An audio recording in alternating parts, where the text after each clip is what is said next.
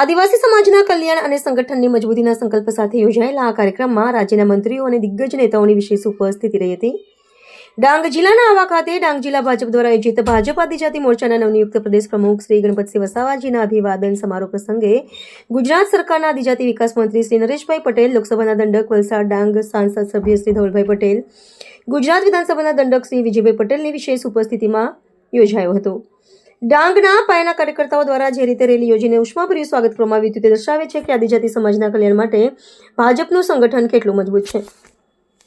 આ પ્રસંગે ડાંગ જિલ્લા ભાજપ પ્રમુખ શ્રી કિશોરભાઈ ગાવિત, સંગઠનના પ્રભારી શ્રી રાજેશભાઈ દેસાઈ, પ્રદેશ આદિજાતિ મોરચાના પૂર્વ પ્રમુખ શ્રી અર્જુનભાઈ,